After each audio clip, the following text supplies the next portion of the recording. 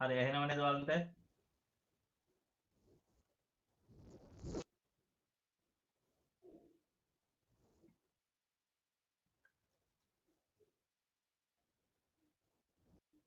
අපි අනිත් කට්ටිය එනකම් පටන් ගමු. ඇහෙනව නේද?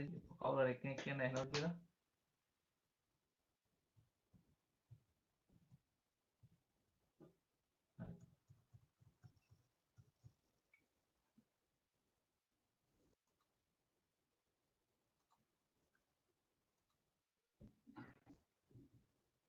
හරි. අපි කතා කරගෙන හිටියේ අපි වෙළඳාම සහ උපකාරක සේවා කියන 11 හතරේ පළවෙනි පාඩම අපි කතා කර හිටියා. ඒ අතරේ අපි කතා කරා වෙළඳාම කියන්නේ මොනවාද? ඊට පස්සේ වෙළඳාම කියන්නේ මොකක්ද කියලා කතා කරා. ඊට පස්සේ උපකාරක සේවා වල අපි කතා කරා බැංකු සේවා ගැන සහ බැංකු සේවා ගැන සම්පූර්ණ කතා කරා. ඊට අමතරව විද්‍යුත් මුදල් ගැනත් කතා කරා. අද අපිට කතා කරන්න ඉතුරු වෙලා තියෙනවා රක්ෂණෙත් කතා කරා. තව කතා කරන්න ඉතුරු වෙලා තියෙනවා මේ sannivedana සහ ප්‍රවාහනය කියන උපකාරක සේවා දෙක. හරිද? sannivedana සහ ප්‍රවාහන සේවා කියන උපකාරක සේවා දෙක අපිට කතා කරන්න තියෙනවා. හරි. අපි අනිත් කට්ටිය ජොයින් වෙනවද කියලා බලන්න. අපි දැන් ක්ලාස් එකට යමු. අනිත් කට්ටිය ජොයින් වුණොත් ඇඩ් කරගමු.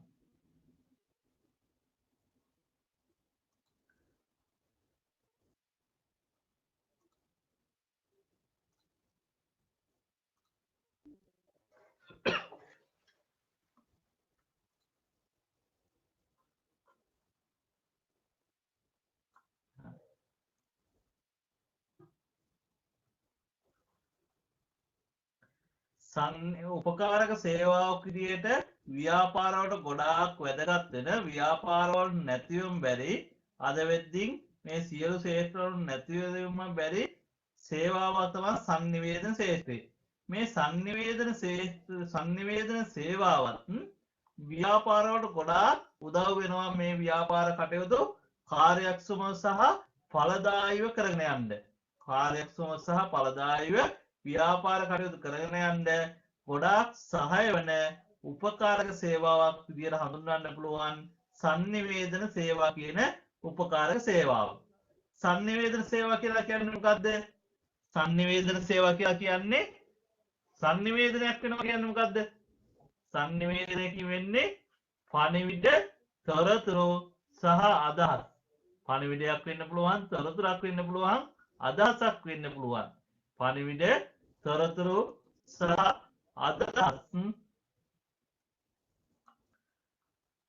යම් මාධ්‍යයක් මගින් යම් මාධ්‍යයක් මගින් හුවමාරු කර ගැනීම sannivedana ලෙස හැඳින්වීය. sannivedana කියලා විතර අපි සරලව කොහොමද හඳුන්වන්නේ? පණිවිඩ.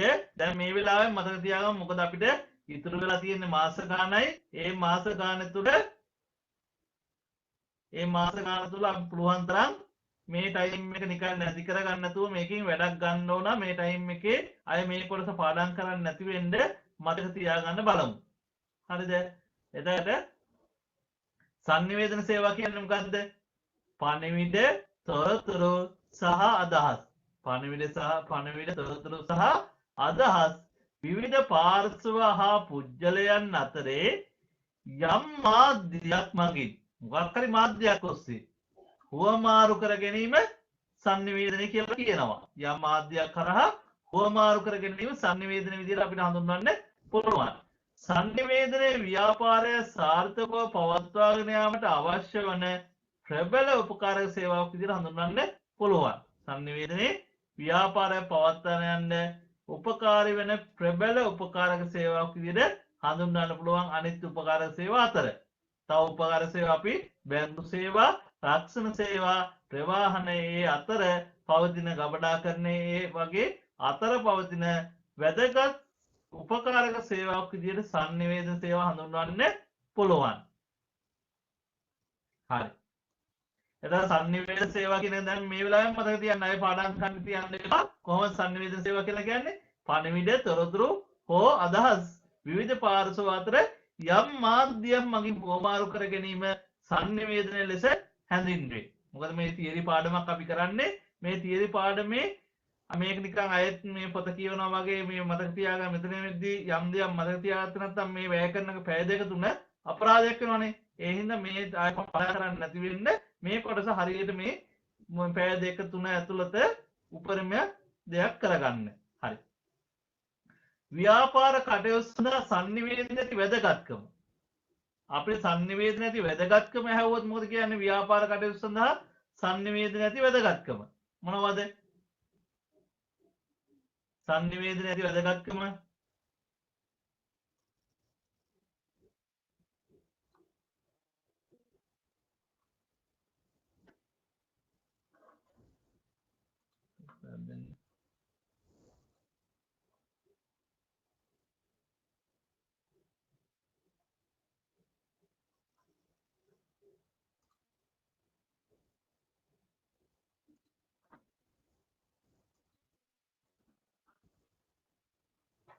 sannivedana කොහොමද කරන්නේ? තරංකාරී වෙළඳ එන්න දෙනවද? හරි සිග්නල් චෝඩියවලක් යන්නේ. හරි. ව්‍යාපාර කටයුතු සඳහා sannivedana ඇති වැදගත්කම තමයි තරංකාරී ව්‍යාපාර වෙළඳපොළ තුල ව්‍යාපාරවල සාර්ථකත්වය හා පැවැත්ම ව්‍යාපාරවල සාර්ථකත්වයට හා පැවැත්මට sannivedana තාක්ෂණය අත්‍යවශ්‍ය සේවාවක් බවට පත් වෙලා තියෙනවා වර්තමානයේ. වර්තමානයේ තොරතුරු තාක්ෂණයේ සංවර්ධනයට සමගාමීව sannivedanයේද විප්ලවීය සංවර්ධනයක් කිය අතර විවිධ sannivedana ක්‍රම අපිට භාවිතයට තියෙනවා. මොනවාද විවිධ sannivedana ක්‍රම? WhatsApp, ඊළඟට email, Telegram, Skype, Loom, ඒ ඕන හැම එකකම sannivedanaයක් වෙන්නේ නේද? හරි.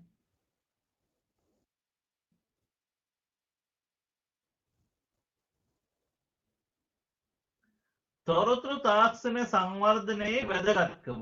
ඇයි තොරතුරු තාක්ෂණ මේ තොරතුරු තාක්ෂණය සංවර්ධන වීමේ වැදගත්කම මොනවද? මේකේ කරුණු දෙක තුනක් ඇහුවොත් තොරතුරු තාක්ෂණය වැදගත් වෙන්නේ ඇයි ව්‍යාපාරවලට? අපිට ව්‍යාපාරවල තොරතුරු තාක්ෂණය වැදගත් වෙන්නේ ඇයි? කරුණු දෙක තුනක් ලියන්න පුළුවන් වෙන්න ඕන.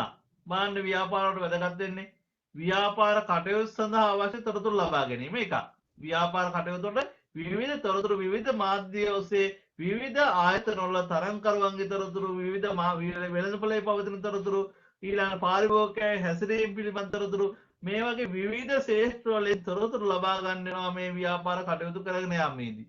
ඒ වගේම ව්‍යාපාරයේ තියෙන ශක්තියින් සහ ව්‍යාපාරයේ තියෙන හැකියාවන් පිළිබඳව පාරිභෝගිකයන් මෙන්ම අනෙක් ව්‍යාපාරය පිළිබඳ ඇල්මක් දක්වන පාර්ශවයන් දැනුවත් කරන්න නැත්නම් ඒ කට්ටිය වෙත තොරතුරු ලබා දීමට sannivedanaye සංවර්ධනය වැදගත් වෙනවා.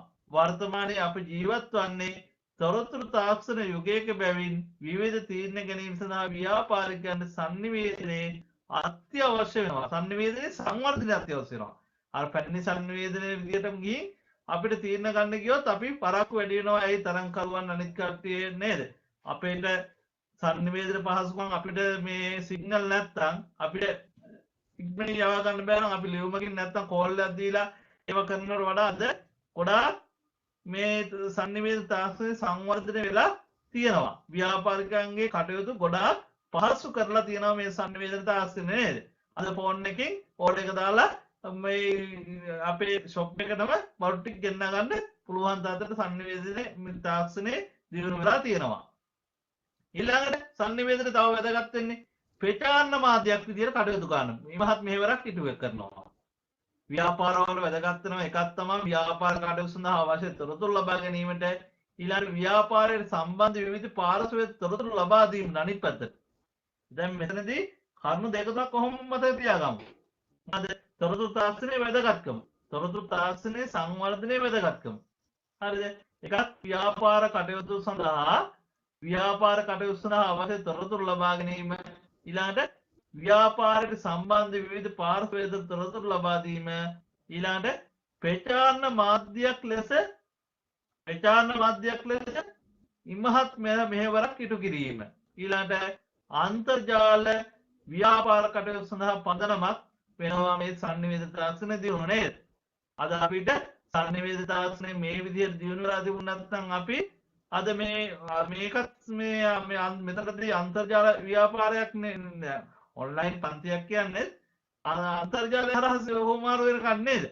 එතකොට මේ තරමට සංවේද තාක්ෂණය දියුණු නැත්නම් මේ වගේ සිටුේෂන් එකේදී කටයුතු කරන්නේ කොහොමද නේද? හරි.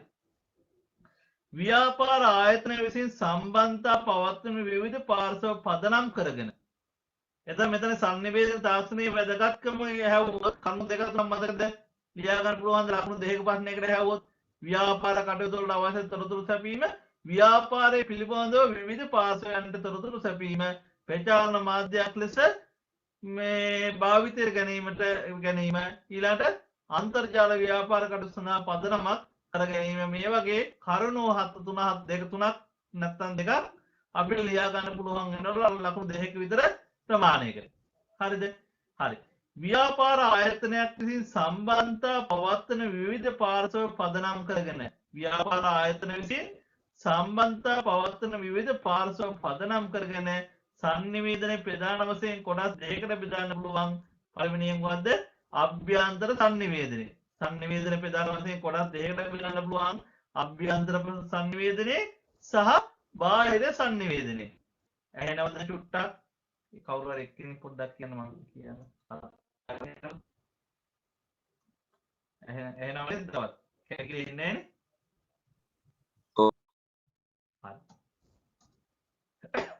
හරි අහන ඒවට පොඩ්ඩක් කතා කරන්න කවන්නේ මම එකේ ඔන් කරලා කවන්නේ අපි ගොඩක් ළමයි ප්‍රමාණයක් නැහැනේ ඒ හින්දා කතා කරලා කවන්නේ හරි ව්‍යාපාර ආයතන විසින් සම්බන්ධතා පවත්වන විවිධ පාර්ශ්ව පදනම් කරගෙන සංනිවේදන ප්‍රධාන වශයෙන් කොටස් දෙකකට බෙදනවා කොහොමද අභ්‍යන්තර සංනිවේදනය සහ බාහිර සංනිවේදනය අභ්‍යන්තර සංනිවේදනය කියලා කියන්නේ ආයතනය තුල සිටින පුද්ගලයන් සහ පාර්ශ්ව අතර සිදුවන සංනිවේදනයේ අභ්‍යන්තර සංනිවේදනය කියනවා බාහිර සංනිවේදනය කියලා කියන්නේ ආයතනයේ සහ වෙනත් ආයතනයෙන් පරිබාහිර පුද්ගලයන් සහ පාර්ශ්වයන් අතර සිදුවන සංනිවේදනය අපි කියනවා බාහිර සංනිවේදනය කියලා. හරිද? සංනිවේදන ප්‍රධාන වශයෙන් කොටස් දෙකකට බෙදනවා. පළවෙනි එක අභ්‍යන්තර සංනිවේදනය. අභ්‍යන්තර සංනිවේදනය කියලා කියන්නේ මොකද්ද? අභ්‍යන්තර සංනිවේදනය කියලා කියන්නේ ආයතනය තුල විවිධ පාර්ශ්ව අතර දැන් අභ්‍යන්තර සංනිවේදනයේ ප්‍රධාන ලක්ෂණය තමයි ආයතනය තුල විවිධ පාර්ශ්ව ආයතනය තුල ඇතුලේ ඉන්න පුද්ගලයන් හා පාර්ශ්ව අතර තමයි මේ සංනිවේදනය වෙන්නේ. පුද්ගලයන් වෙන්න පුළුවන් පාර්ශ්ව වෙන්න පුළුවන් ටීම් එකක් ඇතුලේ තියෙන මේ ආයතනය තුල තියෙන සබ් කල්චර් එක තුල පවතින විවිධ පාර්ශ්ව වෙන්න පුළුවන් පුද්ගලයන් වෙන්න පුළුවන්. ඒ අතර විවිධ මාධ්‍ය හරහා පණිවිඩ හා තොරතුරු අදහස් සුවමාරු කර ගැනීම මින් අදහස් වේ. අභ්‍යන්තර සංනිවේදනය කියලා කියන්නේ ආයතනය තුල විවිධ පාර්ශ්ව අතර දැන් මේ වෙලාවේ මතක තියාගන්න අභ්‍යන්තර සංනිවේදනය කියලා කියන්නේ ආයතනය තුල විවිධ පාර්ශ්ව අතර විවිධ මාධ්‍ය හරහා පණිවිඩ තොරතුරු හා අදහස් සුවමාරු කර ගැනීම අභ්‍යන්තර සංනිවේදනය ලෙස හැඳින්වේ. අභ්‍යන්තර සංනිවේදනයේ ලක්ෂණ දැන් අපි අභ්‍යන්තර සංනිවේදනය ගැන දන්නවා නම් අභ්‍යන්තර සංනිවේදනයේ තියෙන ලක්ෂණ හැවොත් ලියන්න පුළුවන් වෙනවා. නැත්නම් අභ්‍යන්තර සංනිවේදනය හා බාහිර සංනිවේදනය අතර වෙනස්කම් හැවොත් ලියන්න පුළුවන් වෙන්න ඕන නේද? හරි. අභ්‍යන්තර සංනිවේදනය කියන්නේ ආයතනය තුල පවතින විවිධ පාර්ශ්ව අතර විවිධ මාධ්‍ය හරහා පණිවිඩ තොරතුරු හා අදහස් සුවමාරු කර ගැනීම අභ්‍යන්තර සංනිවේදනය කියලා කියනවා. අභ්‍යන්තර සංනිවේදනයේ ලක්ෂණ සංනිවේදනයේ වැරදි නේද? කවන්නේ නැහැ නේද? අභ්‍යන්තර ස්පෙලිං වැරදිලා ඇති කවන්නේ. අභ්‍යන්තර සංනිවේදනයේ ලක්ෂණ මොනවද? අභ්‍යන්තර සංනිවේදනයේ ලක්ෂණ දෙක තුනක් අපි මතක තියාගන්න ඕන. මොනවාද? සංනිවේදනයේ අයිතිකරුවන් කළමනාකරුවන් හා අනෙකුත් සේවකයන් අතර ඒ කියන්නේ ආයතනයේ තුල සිටින අය හා පාර්ශ්ව අතර සංනිවේදනයේ අයිතිකරුවන් කළමනාකරුවන් අනෙකුත් සේවකයන් නැත්නම් ආයතනයේ තුල පවතින විවිධ සංවිධාන ඒ කියන්නේ ඒක ෆෝමල් වෙන්න පුළුවන් ඉන්ෆෝමල් වෙන්න පුළුවන්. ඒ සංවිධාන අතර සිදුවන අදහස් තොරතුරු පණිවිඩ හුවමාරු වීමක් අපි හඳුන්වනවා අභ්‍යන්තර සංනිවේදනය කියලා. එතන අභ්‍යන්තර සංනිවේදනය වෙන්නේ අයිතිකරුවන් කළමනාකරුවන් හා අනෙකුත් සේවකයන් අතර සිදු වෙනවා. ඊළඟට ව්‍යාපාර කටයුතු ඉටු කර ගැනීම සඳහා අභ්‍යන්තර සංනිවේදනය අත්‍යවශ්‍ය වෙනවා. ව්‍යාපාර කටයුතු කරගෙන යන්න බෑ අභ්‍යන්තර සංනිවේදනයක් හරි අභ්‍යන්තර සංනිවේදනයක් නැතුව. හරිද? ඊළඟට මෙම සංනිවේදනයේ සිදුවන වාර ගණන අභ්‍යන්තර සංනිවේදනයේ සිදුවන වාර ගණන ඉතා වැඩි. හරිද? අභ්‍යන්තර සංනිවේදනයේ සිදුවන වාර ගණන ඉතා වැඩි. බොහෝ විට යවන්නා හා ලබන්නා අතර දුර අවමයි. මොකද ළඟ ඉන්න මිනිස්සුන්ට අපි කියන්නේ ළඟ ඉන්න සේවකයාට ළඟ ඉන්න කළමනාකරුට ළඟ ඉන්න අයිතිකරුට අතර තමයි හුවමාරුවක් වෙන්නේ. හරිද? ඒතර මේ අභ්‍යන්තර සංනිවේදනයේ ලක්ෂණ දෙක තුනක් මතක තියාගමු. මේ සංනිවේදනය වෙන්නේ අයිතිකරුවන් කළමනාකරුවන් හා අනෙකුත් සේවකයන් අතර මේ සංනිවේදනය සිදු වෙනවා. ඊළඟට ව්‍යාපාර කටයුතු ඉටු කර ගැනීම සඳහා අභ්‍යන්තර සංනිවේදනය අත්‍යවශ්‍යයි. මෙම සංනිවේදනයේ සිදුවන වාර ගාන වැඩි. ඉතා ඉක්මනින් නිතර මේ සංනිවේදනය සිදු වෙනවා. වාර ගාන සාමාන්‍යයෙන් අනිත් බාහිර සංනිවේදනයේ සාපේක්ෂව වැඩි. ඊළඟට අභ්‍යන්තර සංනිවේදනයේ බොහෝ විට පණිවිඩය යවන්නා හා ලබන්නා අතර දුර අවම මට්ටමක පවතිනවා. හරිද? හරි. සංනිවේදනයේ ප්‍රධාන සංනිවේදනය කියමු මොකද්ද? දැන් මම ඉස්සෙල්ලා මතක තියෙන්න ඕන. අය දැන් මේ ආපහු දැන් ආයතරයක් මේක බලන්න බෑ. ඒ හින්දා ඉස්සෙල්ලා මතක තියෙන්න ඕන සංනිවේදනය කියමු මොකද්ද? සංනිවේදනය කියලා කියන්නේ පණිවිඩ තොරතුරු අදහස් විවිධ පාර්ශ්ව අතර යම් මාධ්‍යයක් මගින් හුවමාරු කර ගැනීම. අනිවාර්යෙන් තියෙන්න ඕන යම් මාධ්‍යයක්. මොකක් හරි ෆෝන් එකක් වෙන්න පුළුවන්, නැත්නම් මේ ස්කයිප් තාක්ෂණය හරහා වෙන්න පුළුවන්, WhatsApp තාක්ෂණය හරහා වෙන්න පුළුවන්, ඊමේල් මගින් වෙන්න පුළුවන්, පරවියෙක් මගින් වෙන්න පුළුවන්. විවිධ ආකාරයේ සංවේදන සිදු වෙලා තියෙනවා නේද? අතීතයේ ඉඳලා මේ දක්වා විවිධ සංවේදන මාධ්‍ය භාවිත කරලා තිනවා මේ පණිවිඩ තොරතුරු හා අදහස් හුවමාරු කර ගැනීම සඳහා. එතර සංනිවේදනය කියලා කියන්නේ පණිවිඩ තොරතුරු හා අදහස් විවිධ පාර්ශ්ව අතර යම් මාධ්‍යයක් හුවමාරු කරගෙන සංනිවේදනය කිරීමේ ක්‍රියාවලියට අපි කියනවා සංනිවේදනය කියලා. සංනිවේදනයේ පවත්වන පාර්ශ්ව අතර සංනිවේදන සම්බන්ධතා පවත්වන පාර්ශ්ව අතර පාර්ශ්ව පදනම් කරගෙන සංනිවේදන ප්‍රධාන වශයෙන් කොටස් දෙකකට බෙදනවා. එකක් අභ්‍යන්තර සංනිවේදනයේ, අනිත් එක බාහිර සංනිවේදනයේ. අභ්‍යන්තර සංනිවේදනයේ ලක්ෂණ මේවා අයිතිකරුවන් කළමනාකරුවන් හා අනෙකුත් සේවකයන් අතර සිදු වෙනවා. ඊළඟට ව්‍යාපාර කටයුතු ඉටු කර ගැනීම සඳහා අභ්‍යන්තර සංනිවේදනය අත්‍යවශ්‍ය වෙනවා. සිදුවන වාර ගණන ඉතා වැඩි. බොහෝ විට යවන්නා හා ලබන්නා අතර දුර අවම මට්ටමක පවතිනවා. හරිද? හරි. අපි දැන් ඉස්සරහට යනවා.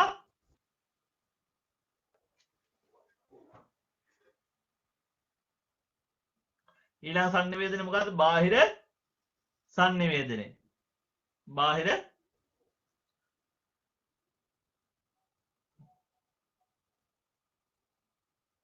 බාහිර සංනිවේදනය කියන්නේ මොකද්ද? බාහිර සංනිවේදනය කියලා කියන්නේ ව්‍යාපාර ආයතනයක් බාහිර පුජ්‍යලයන් හා බාහිර ආයතන ව්‍යාපාර ආයතනයක් බාහිර පුජ්‍යලයන් හා බාහිර ආයතන සමග සිදු කරනු ලබන සංනිවේදනය නැත්නම් අදහස් තොරතුරු පණිවිඩ හුවමාරු කර ගැනීම අපි කියනවා බාහිර සංනිවේදනය කියලා.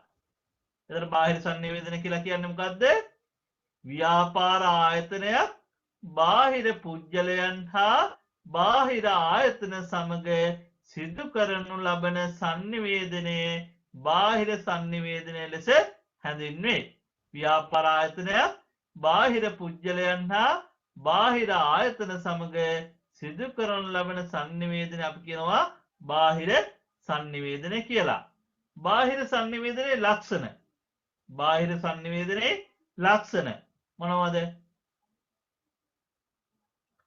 විවිධ ගනුදෙනුකරුවන්, සැපයුම්කරුවන්, සිල්ලර හා තොග වෙළඳුන්, නියෝජිතයන්, පුජ්‍යලයන්, රාජ්‍ය හා වෙනත් බාහිර ආයතන මෙම සංනිවේදනයේ අතර මෙම සංනිවේදනය සිදු වෙනවා. ඒ කියන්නේ ව්‍යාපාරයෙන් පිටත සිටින පාර්ශවයන් අතර තමයි මේ සංනිවේදනය සිදු වෙන්නේ. හරිද?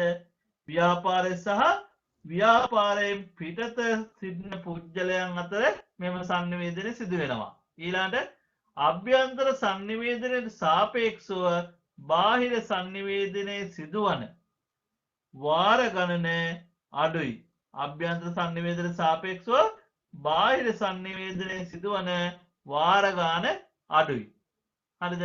බාහිර සංනිවේදනයේ සිදුවන වාර ගාන අඩුයි. ඊළඟට යවන්න බාහිර සංනිවේදනයේදී යවන්නා හා ලබන්නා අතර සාපේක්ෂව වැඩි දුරක් පවතිනවා. යවන්නා හා ලබන්න අතර සාපේක්ෂව වැඩි දුරක් පවතිනවා අභ්‍යන්තර සංනිවේදනයට වඩා. හරිද? දැන් මේ සංනිවේදනය කියන එක මතකයි නේද? සංනිවේදනය කියලා කියන්නේ අදහස් පණවිඩ අදහස් පුද්ගලයන් හෝ පුද්ගල කණ්ඩායමක් අතර හුවමාරු කර ගැනීම සංනිවේදනය කියලා කියනවා. සංනිවේදනයේ ප්‍රධාන වශයෙන් කොටස් දෙකකට බෙදෙනවා. සංනිවේදනයට සම්බන්ධ වෙන පාර්ශවයන් අනුව අභ්‍යන්තර සංනිවේදනය සහ බාහිර සංනිවේදනයේ විදිහට. හරි. ඒ අභ්‍යන්තර සංනිවේදනය හා බාහිර සංනිවේදනයේ ලක්ෂණ අපි පොඩ්ඩක් කතා කරා. හරි. ව්‍යාපාරයක් විසින් භාවිතා කරන විවිධ සංනිවේදන මාධ්‍ය. ව්‍යාපාරයක් විදිහට භාවිතා අපි භාවිතා කරන විවිධ සංනිවේදන මාධ්‍ය මොනවද? ව්‍යාපාර ආයතනයක් අභ්‍යන්තර හා බාහිර පාර්ශ්ව සමග සිදු කරන සංනිවේදන කටයුතු සඳහා විවිධ මාධ්‍ය මේ අභ්‍යන්තර සංනිවේදනයට වගේම බාහිර සංනිවේදනයටත් ව්‍යාපාර ආයතනයක් අපි ව්‍යාපාරයක් පැත්තෙන් ඉඳලා කතා කරන්නේ ව්‍යාපාර උපකාර සේවයක් ගන්න. සංනිවේදන ව්‍යාපාරවල පරිබාහිරවත් සංනිවේදන වෙනවා. හරි. ව්‍යාපාර ආයතනයක් අභ්‍යන්තර හා බාහිර පාර්ශ්ව සමග සිදු කරන සංනිවේදන විවිධ මාධ්‍ය යොදාගෙන සිදු කරනවා. මොනවද විවිධ මාධ්‍ය?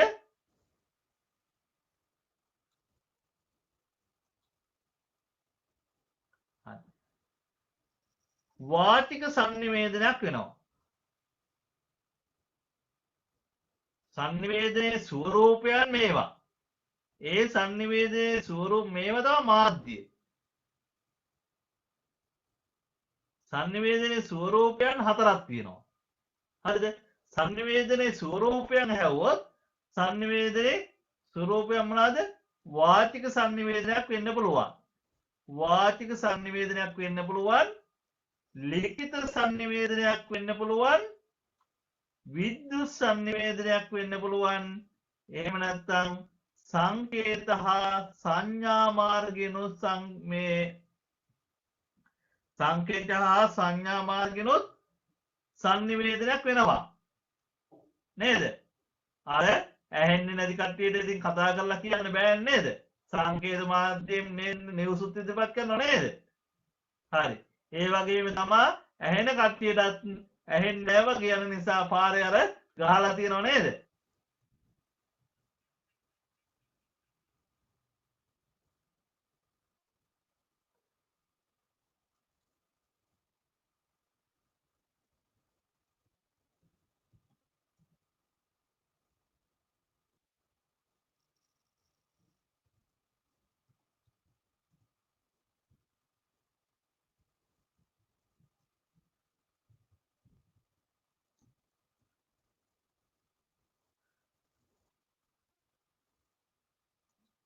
හරි. සංනිවේදනයේ ස්වරූප හතරක් තියෙනවා. වාචික, ලිඛිත, විද්‍යුත්, සංකේත හා සංඥා. අර පාරවල් වල ගහලා තියෙන සංකේත අපි ඒව අනුව මේ දැන් ස්ටොප් කියලා දීපු පාර නවතිනව නේද? පාරේ මේ කියන කහයිරක් තියෙනවා කියලා තිබ්බොත් පොඩ්ඩක් ස්ලෝ කරනවා නේද? එතන සංනිවේදනය වෙන්නේ නේද? හරි. ඊළඟට සංනිවේදන මාධ්‍ය. වාචික සංනිවේදනයේ තියෙන මාධ්‍ය මොනවද? වාචික සංනිවේදනය සිදුවෙන්න භාවිත තියෙන මාධ්‍ය රැස්වීම්, සාකච්ඡා, වැඩමුළු, සම්මන්ත්‍රණ,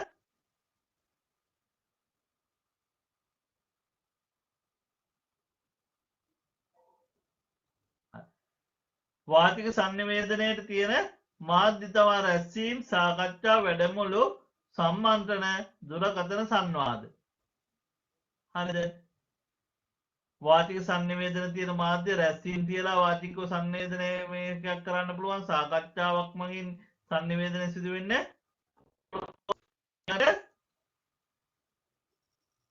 වැඩමුළු සම්මන්ත්‍රණ දුරකථන සංවාද ඒ වගේ මාධ්‍ය භාවිතා කරලා මේ වාචික සංනිවේදනය කරන්න පුළුවන් මොනවද වාචික සංනිවේදනයට උදාහරණ නැත්නම් වාචික සංනිවේදනය කිරීම සඳහා භාවිතා කළ හැකි මාධ්‍ය මොනවද රැස්වීම සාකච්ඡා වැඩමුළු සම්මන්ත්‍රණ දුරකථන සංවාද මතක තියාගන්න දෙක තුනක් මේ වෙලාවේ ආයෙත් මේක ඔයාලා පාඩම් කරන වෙලාවක් බවට පත් කරගන්න මොකද මේ කාලේ ඔයාලට දැන් 29ක් තියෙනවා මේ පැයක් දෙකක් නිකන් අපතේ ගිහින් හරියන්නේ නැහැ. ඒ හින්දා ක්ලාස් එකේ සහභාගී වෙනවා නම් ඒක මේකෙන් වැඩක් ගන්න පුළුවන් විදිහට ගොඩක් අවධානයෙන් අහගෙන ඉඳලා මතක තියාගන්න. හරිද? එතකොට සංනිවේදනයේ ස්වරූපයන් හතරක් තියෙනවා කොහොමද? වාචික, ලිඛිත, විද්‍යුත්, සංකේත හා සංඥා. වාචික, ලිඛිත, විද්‍යුත්, සංකේත හා සංඥා. හරිද? වාචික සංනිවේදන සඳහා භාවිතා කළ හැකි මාධ්‍ය රැස්වීම තියලා වාචිකව සාකච්ඡා වැඩමුළු සම්මන්ත්‍රණ දුරකථන සංවාද ඒ වගේ දේවල්. හරිද? ඊළඟ ලිඛිත සංනිවේදනයට ලිපි දැන්වීම් පුවරු වාර්තා අත්පත්‍රිකා පුවත්පත් සංගරා බැනර් පෝස්ටර් ඒ වගේ දෙක තුනක් විතර ලියන්න පුළුවන් නේද? හරි.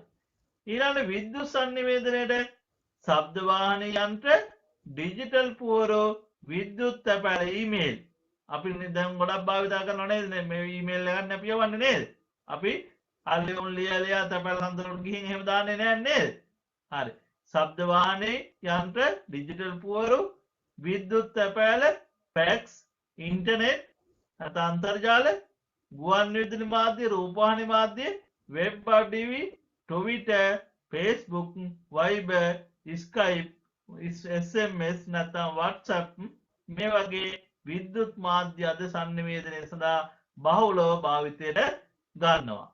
ඊළඟ අමතරව වෙබ් අඩවි දක්වන්න පුළුවන්. වෙබ් අඩවි වල සංනිවේදනයක් සිදු වෙන්නේ තියෙනවා වෙබ් අඩවි. හරි. ඊළඟ සංකේත හා සංඥා මාර්ග සංඥා පිළිගත් සංකේත සීනුව ඉස්කෝලේ සීනුව ගහක් දෙන මේ වෙලාවේ ඉන්ටර්වල් කියලා වෙන්නේ සීනුව ගන්නේ. එතන මේ වෙලාවට කන්න නැත්තම් මේ වෙලාවට මේ භාවනා කරන්න නැත්තම් මේ වෙලාවට උදේ මේ ඉස්කෝලේ අරින්න නේද? ඒ වගේ එතන සංනිවේදනයක් තමයි කරන්න සීනුව වගේ නේද? අර පන්සලේ ගාන්ටාර ගන්නේයි එතනත් සංනිවේදනයක් වෙන්නේ නේද? පොයේ දවසක් ගහන්න නැතුව වෙන දවසක් ගහුවොත් කට්ටිය ඔක්කොම කාමඳුරන කරදරයක් කියලා පන්සලට යනවා නේද? එතන සංනිවේදනයක් තමයි මාධ්‍ය වලින් කරන්නේ. ඊට පස්සේ මේ ලිඛිත සංනිවේදන දැන් විවිධ සංනිවේදන මාධ්‍ය තව මේකට අමතරව කලින් භාවිතා කළා මොනවාද? ඔය පරවිය මාර්ගයෙන්, ගිරව් මාර්ගයෙන් ඔහොම සංනිවේදනයක් සිදු වුණ කාලයක් තිබ්බා නේද? හරි. දැන් මේ සංනිවේදන මාධ්‍ය ගැන මතකද? සංනිවේදන ස්වරූප හතරක් තියෙනවා. වාචික, ලිඛිත, විද්‍යුත්, සංකේත හා සංඥා. සංනිවේදන මාධ්‍ය සඳහා නිදසුන් තමා රැස්වීම සාකච්ඡා වැඩ මේ මාධ්‍ය සඳහා වාචික සංනිවේදන මාධ්‍ය සඳහා නිදසුන් රැස්වීම සාකච්ඡා වැඩමුළු සම්මන්ත්‍රණ දුරකථන ලිපි දැන්වීම් පුවරු ලිඛිත සංනිවේදනයේට ඊළඟ විද්‍යුත් සංනිවේදන අපිට හිතලා දෙක තුනක් ලියා ගන්න බැරි කමක් වෙන්නේ නැහැ. හරි.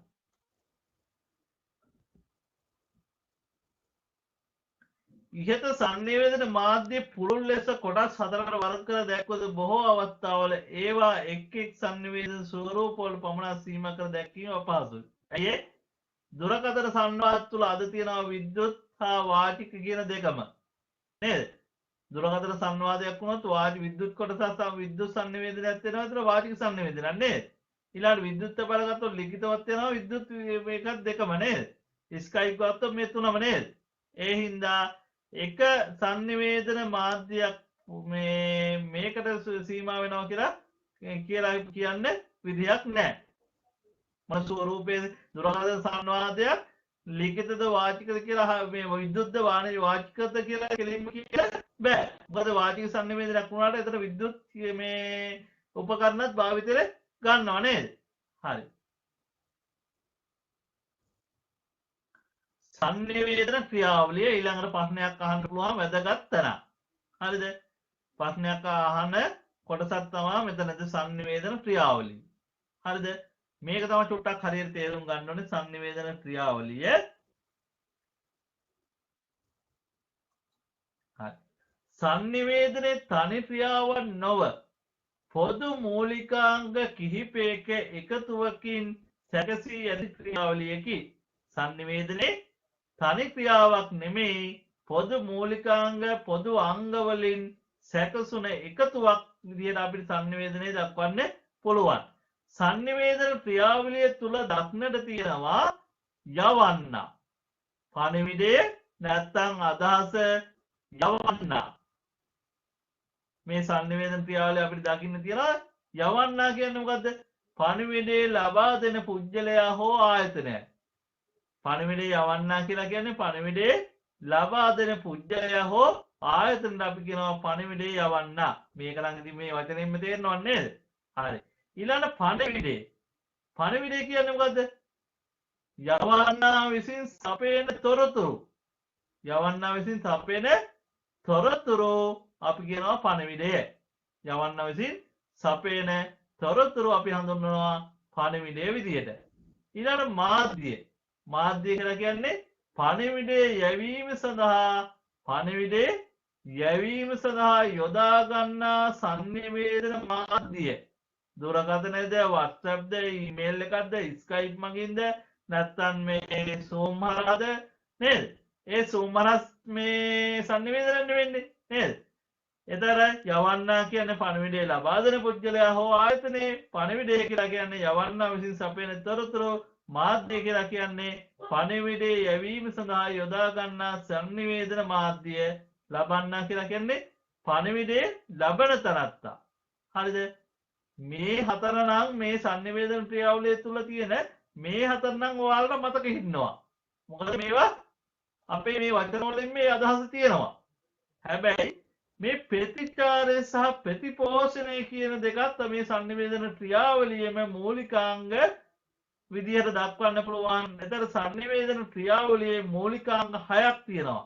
මේ මූලිකාංග 6ම සම්පූර්ණ නොවන විට සංනිවේදන ක්‍රියාවලියක් වෙන්නේ නැහැ. සංනිවේදන ක්‍රියාවලිය සඳහා මේ මූලිකාංග 6 සමන්විත මේ මූලිකාංග 6ම සමේ 6න්ම තමයි සංනිවේදන ක්‍රියාවලිය හැදෙන්නේ. ප්‍රතිචාරය අනිත් මූලිකාංගය තමයි ප්‍රතිචාරය. ප්‍රතිචාරය කියලා කියන්නේ මොකද්ද? පණිවිඩය ලබා ගන්නා පණිවිඩය සම්බන්ධයෙන් ක්‍රියා කරන ආකාරය.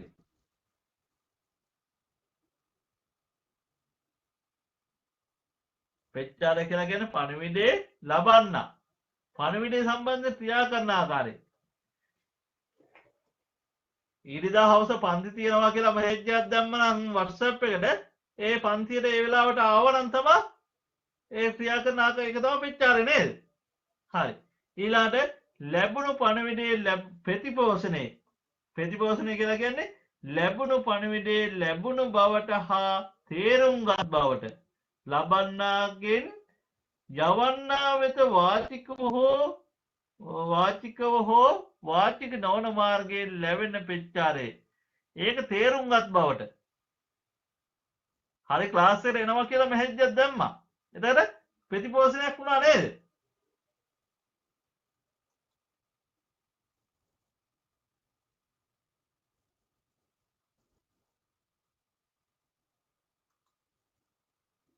හරි. එතකොට මොකද්ද? ප්‍රතිචාරය ප්‍රතිපෝෂණ කියන්නේ. ප්‍රතිචාරය කියලා මොකක්ද කියන්නේ? පණිවිඩය ලබන්නා පණිවිඩය සම්බන්ධයෙන් ක්‍රියා කරන ආකාරය අපි කියනවා ප්‍රතිචාරය. ප්‍රතිපෝෂණය කියලා කියන්නේ ලැබුණු පණිවිඩය ලැබුණු බවට හා තේරුම්ගත් බවට ලබන්නාගෙන් යවන්නා වෙත